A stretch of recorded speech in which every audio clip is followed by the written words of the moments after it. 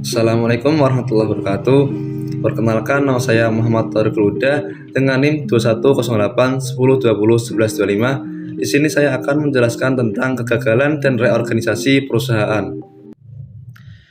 Baik, materi yang pertama yaitu pengertian kegagalan perusahaan dan keuangan.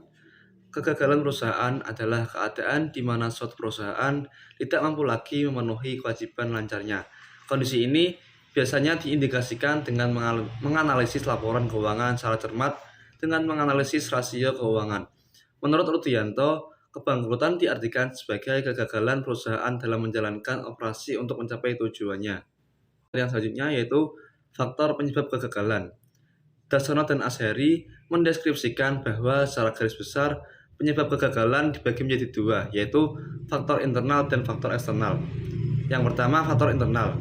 Di antaranya, yang pertama, manajemen yang tidak efisien akan mengakibatkan kerugian terus-menerus yang pada akhirnya menyebabkan perusahaan tidak dapat membayar kewajibannya.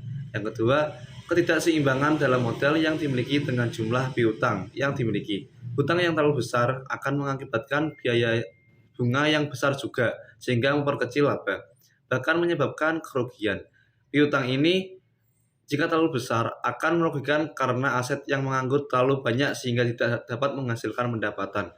Untuk yang ketiga, adanya kecurangan yang dilakukan oleh manajemen perusahaan bisa mengakibatkan kerugian bagi perusahaan yang pada akhirnya membangkrutkan perusahaan.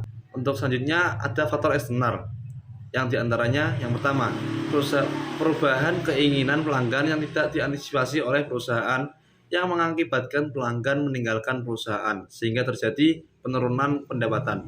Untuk yang kedua, kesulitan bahan baku karena supplier tidak dapat memasuki lagi kebutuhan bahan baku yang digunakan untuk produksi.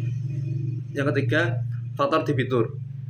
Faktor debitur ini juga harus diantisipasi supaya debitur tidak melakukan kecurangan dengan melalaikan hutang. Hubungan yang tidak harmonis dengan kreditur juga bisa berakibat fatal terhadap kelangsungan perusahaan. Untuk yang keempat, persaingan bisnis yang semakin ketat menuntut perusahaan supaya selalu memperbaiki diri sehingga bisa bersaing dengan perusahaan lain dalam memenuhi kebutuhan pelanggan. Kondisi perekonomian secara global harus selalu diantisipasi oleh perusahaan. Dengan semakin terpadunya perekonomian dengan negara-negara lain, perkembangan perekonomian global juga harus diantisipasi oleh perusahaan. Itu reorganisasi perusahaan. Istilah reorganisasi berkaitan dengan aktivitas yang dilakukan oleh perusahaan untuk mampu bertahan diri atau memperkecil skala usahanya agar perusahaan tidak mengalami kesulitan di bidang keuangan dalam situasi ekonomi yang kurang menguntungkan. Adanya penekanan pada efisiensi biaya yang sifatnya tetap. Ini dalam istilah reorganisasi disebut sebagai reorganisasi finansial. Jika penekanan pada efisiensi biaya sudah tidak memungkinkan lagi untuk dilakukan, maka perusahaan sudah saatnya untuk melakukan reorganisasi operasional.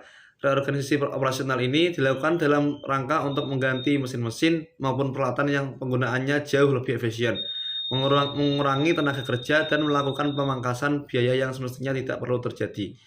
Dalam reorganisasi finansial sering dilakukan dengan upaya konsolidasi, yaitu membuat perusahaan jauh lebih ramping secara operasional.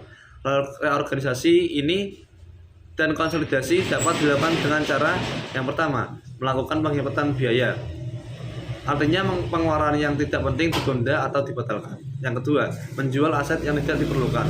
Yang ketiga, divisi yang tidak menguntungkan dihilangkan atau digabung. Yang keempat, menunda rencana ekspansi sampai dengan situasi dinilai lebih menguntungkan. Yang kelima, memanfaatkan kas yang ada, tidak menambah hutang dan menjaga likuiditas dalam jangka pendek. Mungkin sesekali profitabilitas dikorbankan. Dalam melakukan reorganisasi finansial ada beberapa langkah yang perlu dilakukan, yaitu yang pertama, menentukan nilai perusahaan. Penilaian yang sering digunakan adalah menghitung nilai perusahaan berdasarkan tingkat kapitalisasi.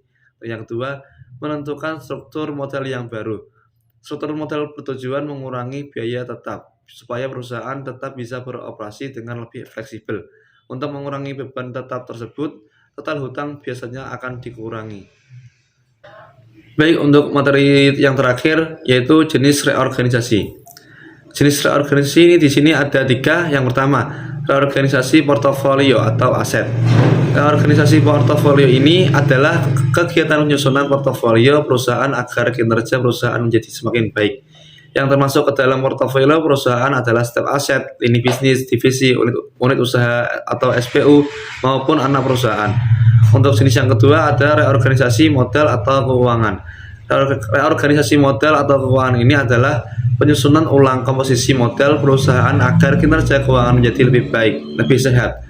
Kesehatan perusahaan dapat diukur berdasarkan rasio kesehatan yang diantaranya tingkat efisiensi, tingkat efektivitas, profitabilitas, tingkat likuiditas, tingkat perputaran aset, leverage ratio, dan market ratio. Selain itu, tingkat kesehatan dapat dilihat dari profil risiko tingkat pengembalian.